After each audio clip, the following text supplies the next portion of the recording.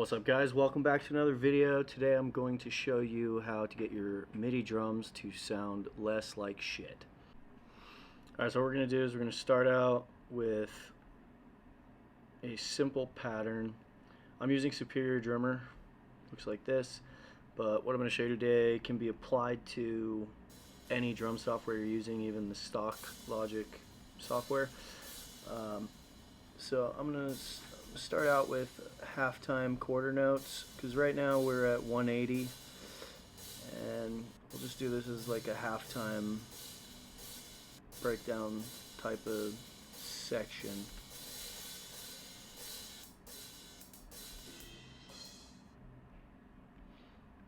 I don't like that. So the reason, okay, so this one has double kick on it, and the reason we're going to use the two separate ones is because it's going to simulate a different kick, so a different foot. So when we get to the step that I'm going to show you, it's going to help it be more realistic.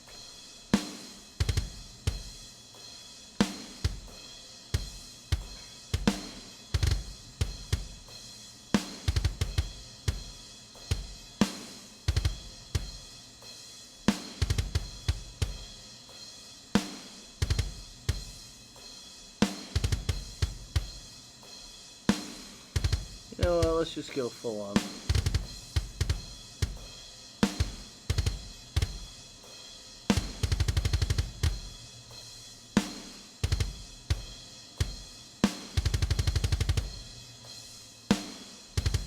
Alright, so we have a basic drum beat.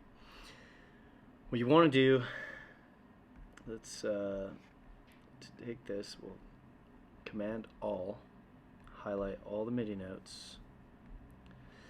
You're going to go over to Functions, select MIDI Transform, Random Velocity. So this normally would come up, I think it's 40 to 127. 127 is max velocity. This is a metal track, so we want metal drums. They're going to have hard hitting, hard impact. I set mine around 105 and 127. After you do that, you're going to go to Select and Operate. Click that. So now,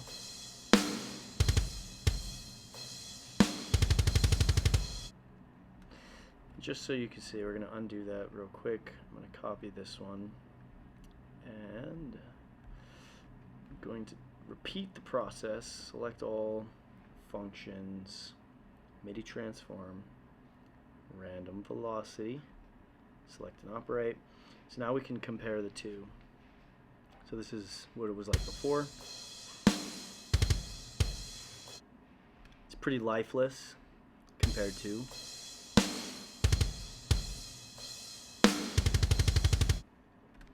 Okay, that's step one.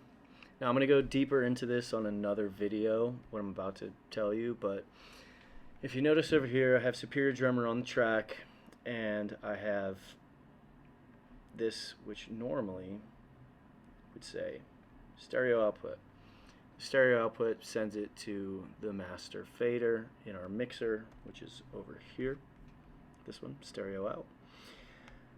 But what I'm going to show you, switch this. Now I set mine to bus 1. Now let's say that there was nothing. It just says bus 1, there's nothing there. I have mine labeled to drums because I already did it. You set it to bus 1, you have your drums.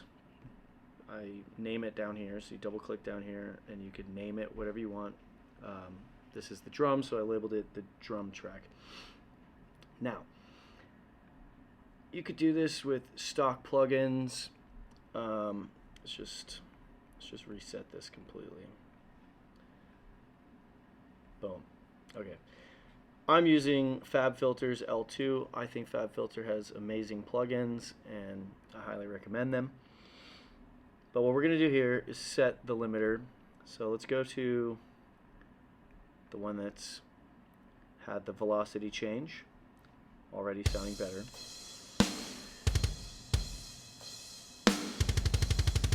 So I set the output, let's just set it to -2, so that means it's not going to go anywhere above -2.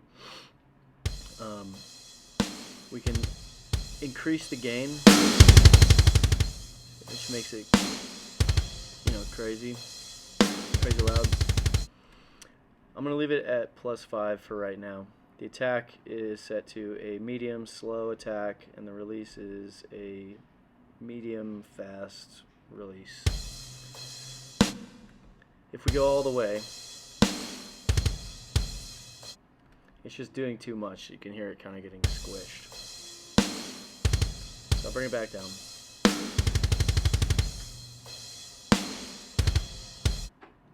Alright, so that feels alive.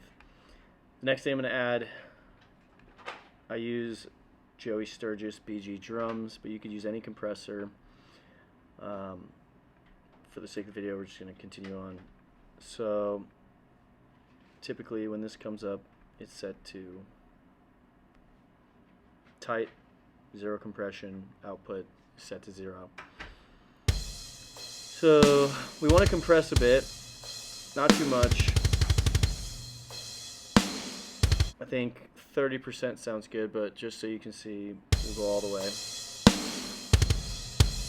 You can feel it squishing it. Even this is still squished.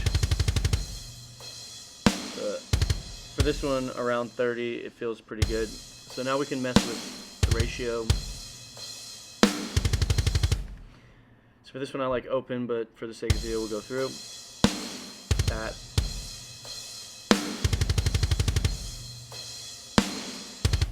The boom doesn't sound too bad.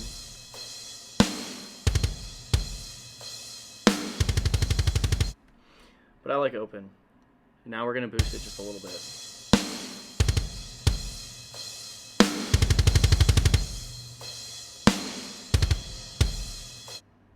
Alright, 1 dB boost sounds good to me. Now all of this is relative, so it's all going to kind of change when you're mixing and putting everything together, but for the sake of starting, making the drum sound good, we're pretty much right there.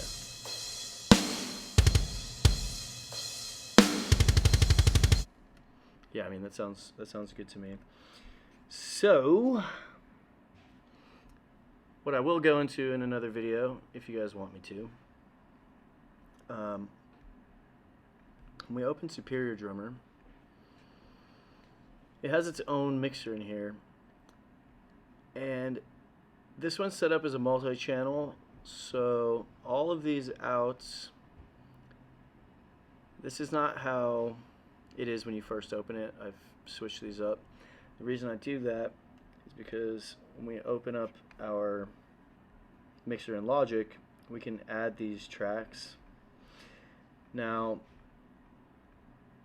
what this does with proper routing, which was really confusing and really hard for me to find how to do, but I now know how to do it. So the next video I'm going to show you how to do it, but I'll show you how to basically bounce out the drums individually in wave format, so everything will be separated, all the channels. So you'll have your kick, your snare, your overheads, your hats, the compressed side chain compression that's built into Superior Drummer, a reverb channel, and show you how to export those into Logic so that you have complete control.